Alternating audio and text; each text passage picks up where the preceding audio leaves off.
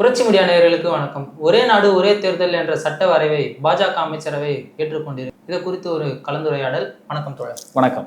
ஒரே நாடு ஒரே தேர்தல் என்ற நோக்கத்தை பிஜேபி அரசு தொடர்ந்து முன்மொழிஞ்சிட்டு இருக்காங்க. இது சாத்தியமா? இந்தியா மாதிரி பல கலாச்சாரம் நிறைந்த மாநிலத்துல இது அனைத்து மக்களுக்கும் ஒரே தேர்தல் ஒரே எலெக்ஷன் வைக்கிறது சரியா வருமா? இதை பத்தி நீங்க எப்படி பாக்குறீங்க? இந்த ஒரே நாடு ஒரே தேர்தல்ங்கிற ஐடியாலஜி RSS ஐடியாலஜி. ஒரே மதம், ஒரே மொழி, ஒரே இந்தியா, இந்துஸ்தான், இந்திங்கிற இந்த ஒற்றைத்தன்மை இருக்குல்ல, இந்த ஒற்றைத்தன்மையிலிருந்து எழுகிற அவங்களுடைய ஒரு திட்டம் தான் ஒரே எலெக்ஷனுங்கிறதும்.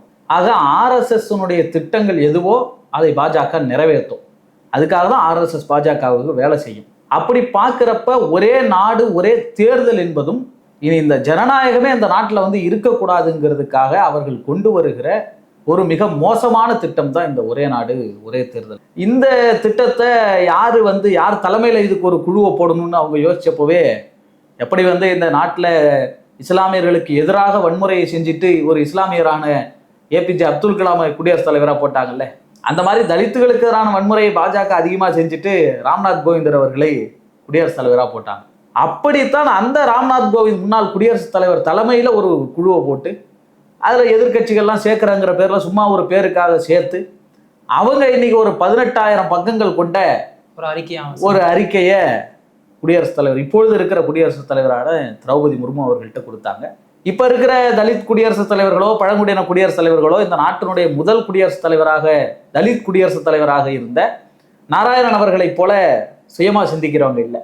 மோடி அரசு எங்கே கொடுக்குதோ அங்கே கையெழுத்து போடுறவங்க. அந்த அடிப்படையில் முர்மு அவர்களும் கையெழுத்து போட்டு அமைச்சரவையும் இன்னைக்கு ஒப்புதல் கொடுத்துருக்கிறாங்கிறது தான் இப்போ இருக்கிற செய்தி. ஆனால் இந்த ஒரே நாடு ஒரே தேர்தல் என்பது கடுமையாக முதல் எதிர்ப்பு குரலை தமிழ்நாடு முதலமைச்சர் MK ஸ்டாலின் அவர்கள் எழுப்பியிருக்கிறார். எக்காரணத்தை கொண்டும் இதை நாங்கள் நிறைவேற்றுவதற்கு விடமாட்டோம். அதில் அவர் பதிவு செய்கிற வார்த்தை மாநில சுயாட்சிக்கு எதிராக இருக்கிறது, எல்லா அதிகாரங்களையும் கொண்டு போய் சென்ட்ரலில் குவிக்கிறது. முதல்ல இந்த திட்டம் நீங்க சாத்தியமானு கேட்டீங்க, அதுதான் எல்லாருக்கும் இருக்கிற கேள்வி. இந்த திட்டமே அரசமைப்புக்கு எதிரான திட்டம். எதனால உச்ச நீதிமன்றத்தில் வழக்கை போட்டு இந்த வழக்கின் மீது தீர்ப்பளித்த நீதிபதி அவர்களே சொல்லுகிறார் இது சாத்தியம் இல்லை. ஏன்னா இன்னைக்கு கொண்டாடிக்கிட்டு இருக்கிறாங்க இல்லையா, இந்த நாட்டினுடைய அரசமைப்பை எழுதிய அம்பேத்கர் அவர்களுடைய 75வது ஆண்டு தினத்தை இன்னைக்கு பார்லிமெண்ட்ல நடக்குது இல்லையா விவாதம். இந்த அரசமைப்பு சட்டத்தில் மிக முக்கியமான விதிகளை அம்பேத்கர் உருவாக்கி வச்சுட்டு போனார். டாக்டர் அம்பேத்கர் சொல்லுகிறார், இந்த நாட்டினுடைய ஜனநாயகம் எப்பொழுது நிலைக்கும்னா சுதந்திரமான தேர்தல்களும் நல்ல எதிர்கட்சி தலைவர்களும் இருந்தாதான் இந்த நாட்டினுடைய ஜனநாயகம் நீடிக்குங்கிறார். இது ரெண்டுக்குமே எதிரானது பாரதிய ஜனதா கட்சி. எதிர்கட்சி தலைவரை இன்னைக்கும் அவையில என்ன செய்யறாங்கிறது உங்களுக்கு தெரியும். எதிர்கட்சிகளே இல்லாத பார்லிமெண்ட்டை கேட்கிறது தான் பாரதிய ஜனதா கட்சி. அதே நேரத்தில் தேர்தல்களை எந்த அளவுக்கு இவர்கள் சீர்கெடுக்க முடியுமோ அந்த அளவுக்கு சீர்கெடுத்து வச்சிருக்கிறாங்க. அந்த தேர்தலில் ஒட்டுமொத்தமாக ஒரு குழப்பத்தை ஏற்படுத்தி இந்த எலெக்ஷன்கிற அந்த பேஸ்டே நமக்கானதா இருக்கணுங்கிறதுக்காக தான் இந்த ஒரே நாடு ஒரே தேர்தல். எப்பொழுதுமே இந்த கான்ஸ்டிடியூஷன் எழுதுகிற பொழுது டாக்டர் அம்பேத்கர் மிக முக்கியமா யோசிச்ச ஒரு விஷயம், அதிகாரம் என்பது மக்களிடத்திலே இருக்கணும். ஓட்டு போடுற அதிகாரம் மக்களிடத்தில் இருக்கணும். வார்டு மெம்பரா இருந்தாலும் சரி, அதே போல நீங்க பிரதமரா இருந்தாலும் சரி, MLA MP எந்த அதிகாரத்தையும் மக்கள் தேர்ந்தெடுக்க வேண்டும். அதுதான் மற்ற நாட்டுக்கு இந்தியாவுக்குள்ள வித்தியாசம். இதுவும் மக்கள் தேர்ந்தெடுக்கிற மாதிரி தான் இருக்கு, ஆனா ஒரே நேரத்துல தேர்ந்தெடுக்கலாம். அதற்கு பின்னாடி அதுதான் சொல்லிட்டு வரேன். நீங்க வாக்களித்து மக்களிடம் அதிகாரத்தை கொடுக்குது என்பது மக்களுடைய சிந்தனைக்கு ஏற்ப தேர்ந்தெடுக்கணும். மக்களை சிந்திக்க விடாமல் செய்வதற்கு தான் இந்த ஒரே நாடு ஒரே தேர்தல். இப்போ இதுல என்ன பிரச்சனை வரப்போகுது? இப்போ ஒரே நேரத்துல ஸ்டேட்டுக்கும் சென்ட்ரலுக்கும் ஒரே எலெக்ஷனா வைக்கிறாங்க. இதுல மக்கள் பிரச்சனை, அவங்களுக்கு தேவையான பிரதிநிதி அவங்க தேர்ந்தெடுக்க போறாங்க. அது எப்ப தேர்ந்தெடுத்தா என்ன? அதான் நான் சொன்னல, மக்கள் தங்களுடைய சிந்தனைக்கு எனக்கு யார் வேணும், என் பிரச்சனை என்ன அப்படிங்கிறத சிந்திக்கிறதுக்கு வாய்ப்பு கொடுக்கணும்ல. அந்த சிந்திக்கிறதுக்கான வாய்ப்பை மறுப்பதற்கு தான் இந்த ஒரே நாடு ஒரே தேர்தல். ஏன்னா இந்தியா என்பது வெறும் சென்ட்ரல் மட்டும் கிடையாது. உங்களுக்கு ஒன்றியம் மட்டுமே, ஒன்றிய அமைச்சரவை மட்டுமே இந்தியா கிடையாது. மாநிலங்கள்னு இருக்கு. மாநிலங்கள் எல்லாம் சேர்ந்ததுனாலதான் ஒன்றிய அரசுன்னு சொல்றோம். கான்ஸ்டிடியூஷன் யூனியன் ஆஃப் இந்தியா தான். ஒன்றியம் என்கிற வார்த்தையை டாக்டர் அம்பேத்கர் பதிவு செய்ததுக்கான காரணம், இந்தியா என்பது வெறும் தேசத்தோடு ஒப்பிட்டதல்ல, பல மாநிலங்களை சேர்த்தது. பல மாநிலங்கள் ஒன்றிணைந்தமாக. ஆமா, அப்ப அந்த பல மாநிலங்கள்ல உரிமை இருக்கும்ல. மாநில பிரச்சனைகள், ரோட்டு பல்புல எரியல சாலையிலங்கிறதுக்காக நீங்க போய் எம்பியை கேட்க முடியுமா நேரடியா? அதுக்குதான் உள்ளாட்சி அமைப்புகள் இருக்கு. உள்ளாட்சி அமைப்புகளுக்கு ஒரு தேர்தல் நடக்கும். MLA அதிகாரங்கள் என்ன, MP அதிகாரங்கள் என்ன, அப்ப இத்தனை கேட்டகரி இருக்கிறப்ப எல்லாரையும் ஒரே நேரத்துல சிந்திச்சு நீங்க ஒரு தேர்தல் முறையை மக்கள் வாக்களிங்கன்னா எந்த கேள்வியை கேட்பாங்க மக்கள்? எனக்கு சிலிண்டர் விலை குறையணும்னு நினைக்கிறாங்க. அவ சிலிண்டர் விலை குறையணுங்கிறத வந்து மாநில அரசுகிட்டே கேட்க முடியும், இல்ல கவுன்சிலர்கிட்ட கேட்க முடியுமா? பெட்ரோல் விலையை குறைங்கிறாங்க, அதை கவுன்சிலர்கிட்ட கேட்க முடியும். பெட்ரோல் விலையை குறைக்கல, சிலிண்டர் விலையை குறைக்கல பாஜக அரசாங்கம்னு அந்த மைண்ட் செட்ல நீங்க வாக்களிக்கணும்னு நினைச்சீங்கன்னா நீங்க அதே பிரச்சனையை வந்து திமுக அரசு குறைக்கலன்னு சொல்லி கேட்க முடியுமா? குழப்புறான். அதுதான் இப்ப தேர்தல், ஒரே நாடு ஒரே தேர்தல் வருவதற்கான நோக்கமே குழப்புவது. கடந்த கால வரலாறுலாம் பாருங்க, எப்பொழுதெல்லாம் தேசிய கட்சிகள் ஒரே நாடு ஒரே தேர்தல்ங்கிறப்ப இப்பயும் சில தேர்தல்கள் நாடாளுமன்ற தேர்தல் கூட சட்டமன்ற தேர்தலும் சேர்ந்து வரும். அப்படி எப்பொழுதெல்லாம் வருதோ அந்த இடத்தெல்லாம் தேசிய கட்சி தான் வெற்றி பெறும். மாநில கட்சிகள் அந்த அளவுக்கு மாநில கட்சிகளுடைய எஃபெக்ட் அதுல இருக்காது. ஏன்னா அந்த மைண்ட் செட், மக்களுடைய மைண்ட் செட் தேசிய மைண்ட் செட்லயே இருக்கும். பேச முடியாது.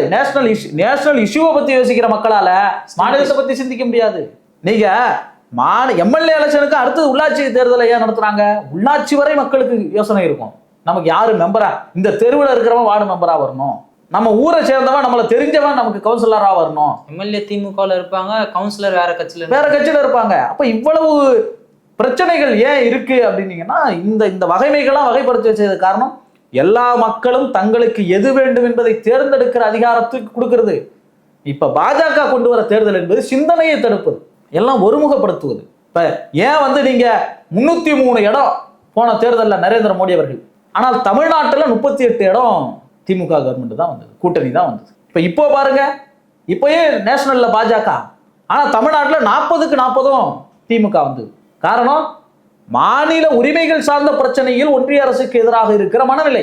கேரளாவிலையும் பாஜகவில் வர முடியும் மனநிலை. இந்த மனநிலையை எப்படா நீங்க நேரா போய் நாங்க நல்லது பண்றோம்னு நீங்க உழைச்சிங்கன்னா இவங்கள்ட்ட பேர் எடுக்க முடியாது. அப்ப என்ன செய்ய போறீங்க? அப்ப இந்த ஒரே நாடு ஒரே தேர்தல் முறை மூலமா வந்து நாங்க வந்து திமுக தமிழ்நாட்டை பிடிச்சிருவோம். பாஜகவோட நோக்கம் என்னன்னா தென் மாநிலங்கள்ல அவங்களால கொள்கையை பேசி பிடிக்க முடியாது, அதனால 2 வழியை கையாளுறாங்க. ஒண்ணு, மக்கள் தொகை அடிப்படையில் நாடாளுமன்ற தேர்தல் தொகுதிகளை குறைக்கிறது, அதிகாரங்களை வடக்க தூக்கி கொடுக்கிறது.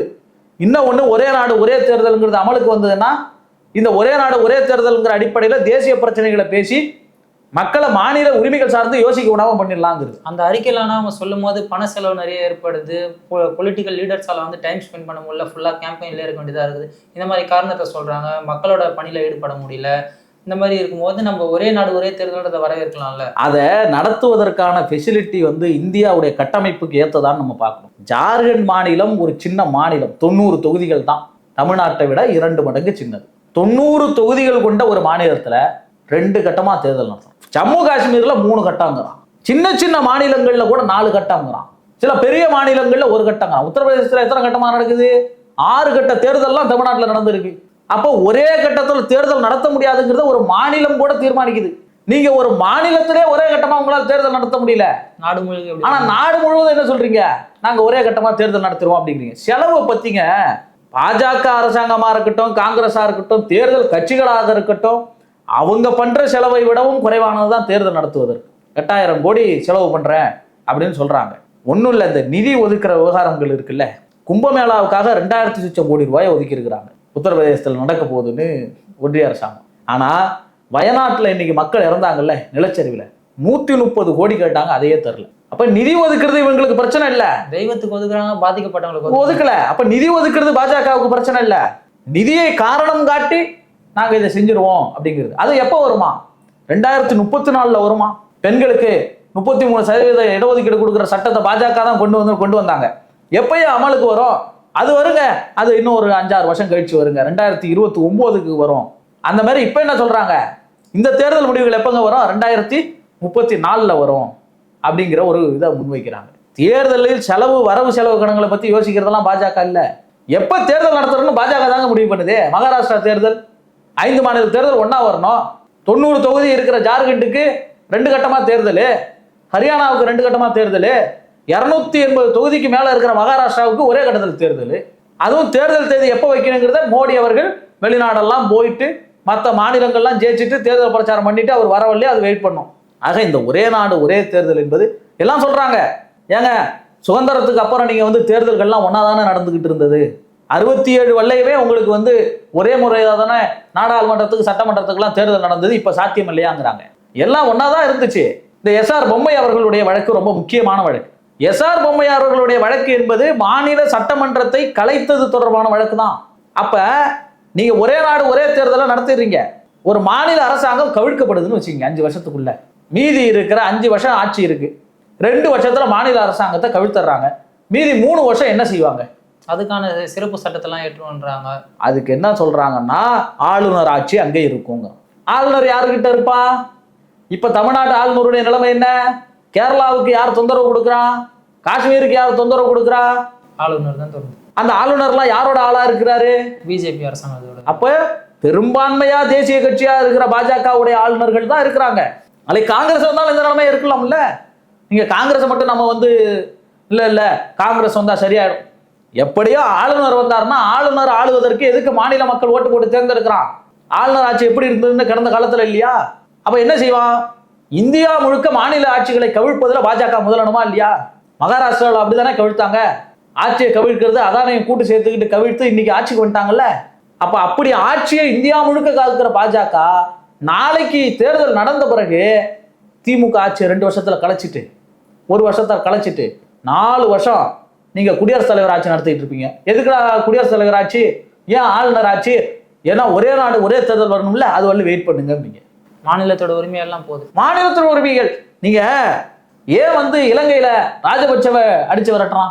பங்களாதேஷ்ல ஹசீனாவை ஏன் அடிச்சு விரட்டுறான்? நீ இந்தியாவுடைய அண்டை மாநிலங்கள்ல என்ன பிரச்சனை? தேர்தல் தான் பிரச்சனை. எல்லா அதிகாரங்களும் ஒரே இடத்துல போய் குவிப்பது. இலங்கையில என்ன நடந்தது?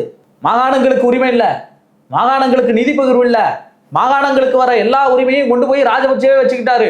அதிபர்கிட்டே தான் எல்லா அதிகாரங்களும் இருக்கும்னு மக்கள் ஒரு கட்டத்துக்கு மேல கொந்தளிச்சுட்டான். இப்ப இந்த நிலையை மீண்டும் உயிர்ப்பிப்பதற்கு தான் இந்த சட்டம். அப்புறம் எம்எல்ஏக்கள் என்ன செய்வான்? மக்களுக்கு யார்கிட்ட கேட்கறதுன்னு தெரியாது. இப்பவே பாருங்க, நீங்க நிதி கேட்டா கொடுக்க மாட்டேங்குது. போன வருஷம் தூத்துக்குடி, திருநெல்வேலி, சென்னை, செங்கல்பட்டு, காஞ்சிபுரத்துக்கு போய் இந்த மழைக்கு இன்னும் நிதி தரல. அதுக்குள்ள இந்த வருஷம் திருநெல்வேலி, தூத்துக்குடியில பெரிய வெள்ளம்.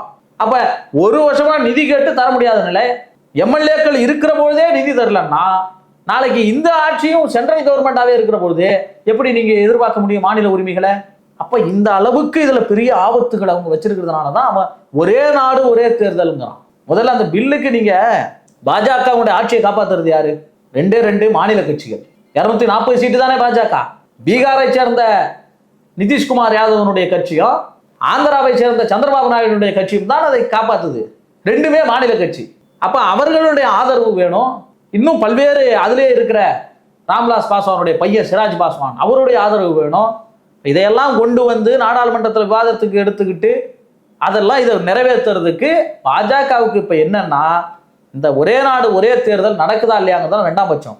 இதை வச்சு கொஞ்ச நாள் நாங்க சாதனை பண்ணிட்டோம், இதுக்காக நாங்க அந்த நடவடிக்கை எடுக்கிறோம், இந்த நடவடிக்கை எடுக்கிறோம்னு இப்படி உருட்டிட்டு கிடக்கிறது தான் இது ஒரு நோக்கமா பாஜக கட்சி இப்ப கொண்டு வந்திருக்கிறாங்க. இப்பவே தேர்தல் முறையா நடக்கிறதுல பல பிரச்சனைகள் இருக்கு. இவிஎம் மிஷின் பிரச்சனை இருக்குது. இப்போ ஒரே நாடு ஒரே தேர்தல் சிஸ்டம் தேர்தல் ஒழுங்கா நடந்துருமா? இது ரொம்ப முக்கியமான விவகாரம். 2 விஷயங்கள் தேர்தல்கள்ல இருக்கு. ஒண்ணு வாக்கு எந்திரங்கள், இன்னொன்னு பாதுகாப்பு. வாக்கு எண்ணும் எந்திரங்கள் மீது நம்பிக்கையற்ற மனநிலையில இந்தியா முழுக்க பெரும்பான்மையான மக்களுக்கு வந்துருச்சு. காரணம், இப்ப இருக்கிற மகாராஷ்டிரா தேர்தல் வரலையுமே உங்களுக்கு தேர்தல் ஆணையம் எதற்குமே சரியான பதில் சொல்லல. இவிஎம் மிஷின் காலையில இருந்து ஈவினிங் வரலையும் பயன்படுத்தப்படுது. ஆனா அதனுடைய பேட்டரி சார்ஜ் என்பது 90% அப்படியே இருக்கு. எப்படி ஹரியானாவில் 12 இடங்கள்ல எப்படி இப்படியே இருக்குன்னு கேட்டா இதுக்கு தேர்தல் ஆணையர் பதிலே சொல்லாம போறார். எந்த பதிலும் கொடுக்காமலேயே இப்ப நடந்த மகாராஷ்டிரா தேர்தலில் பல்வேறு முறைகேடுகள் அதெல்லாம் எதிர்த்து கேள்வி கேட்கிறவரு நிர்மலா சீதாராமன் அவர்களுடைய கணவர். அந்த அளவுக்கு இவிஎம் மிஷின்கள்ல குளறுபடிகள்லாம் ஒரு பக்கம் நடந்துகிட்டு இருக்கு. அப்ப இந்த இவிஎம் மிஷின்கள் கிட்டத்தட்ட நாடு முழுக்க ஒரே நேரத்துல தேர்தல் நடத்தணும்னா இன்னும் பல லட்சம் இவிஎம் மிஷின்களை வாங்க வேண்டியது இருக்கு. இருக்கிற இவிஎம் மிஷின்லயே இவ்வளவு குளறுபடிகள். ஏற்கனவே வாக்குச்சீட்டு முறைக்கு மாறணும்னு காங்கிரஸ் தலைவர் மல்லிகார்ஜுன கார்கே உட்பட கோரிக்கை வச்சுட்டு இருக்கிறாங்க. இதுல இன்னும் பல லட்சக்கணக்கான வாக்கு எந்திரங்களை வாங்க வேண்டிய ஒரு தேவை இருக்கும். அதே நேரத்துல பாதுகாப்புங்கிறது ரொம்ப முக்கியம். நீங்க நல்லா வீடியோலாம் பார்த்துருப்பீங்க. இந்த உத்தரப்பிரதேசத்துல ஓட்டு போட வர இஸ்லாமியர்களை துப்பாக்கியை காட்டி மிரட்டி அங்க இருக்கிற காவல்துறை திருப்பி அனுப்புறான். வடகிழக்கு மாநிலங்கள்ல எவ்வளவு வன்முறைகள், மணிப்பூர் எரிஞ்சுக்கிட்டு இருக்கு, அங்க எவ்வளவு வன்முறைகள். அப்ப பாதுகாப்புங்கிறது ரொம்ப முக்கியமானது. தமிழ்நாட்டுல தேர்தல் நடக்குதுன்னா உங்களுக்கு மத்திய ரிசர்வ் படை வந்துடும். மத்திய ரிசர்வ் படை எத்தனை பேர் இருக்கிறான்? இந்தியா முழுக்க ஒரே நேரத்துல மத்திய ரிசர்வ் படை எத்தனை பேர் இருக்கிறான் வச்சு தேர்தல் நடத்துறதுக்கு? அவனை அப்புறம் அங்கே போடணும், அப்புறம் திரும்ப மாநில தேர்தல் நடக்கிற இடத்துல போடணும். அப்படி ஒவ்வொரு பகுதிக்கும் ஒவ்வொரு பிரச்சனைகள் காவல்துறை சார்பில் இருக்கும், பாதுகாப்பு சார்ந்து இருக்கும். எல்லாத்தையும் ஒரே நாளில் நடத்துறதுல இவ்வளவு சிரமங்கள் இருக்கு. இந்த தேர்தல் எந்திரங்களையே மாற்றிவிட்டு தேர்தல் வாக்குச்சீட்டு முறையை கொண்டு வரணும்னு குரல் வலுத்துக்கிட்டு இருக்க இந்த நேரத்தில் ஒரே நாடு ஒரே தேர்தல் என்பது வந்து மீண்டும் மீண்டும் மாநில அதிகாரங்களை பறிப்பதற்கும் நேரடியாக பாரதிய ஜனதா கட்சி அதிகாரத்தை பறித்துக் கொள்வதற்கும் அதிபர் தேர்தல் முறை இருக்கு இல்லைங்களா? அமெரிக்காவிலேயோ இலங்கையிலேயோ சீனாவிலேயோ உலகத்தில் உள்ள பல நாடுகளில் இருக்கக்கூடிய அதிபர் தேர்தல் முறையை தமிழ்நாட்டிலும் கொண்டு வருவதற்குத்தான் இது வழிவகுக்கும். வேறொரு நேர்காணல். நன்றி.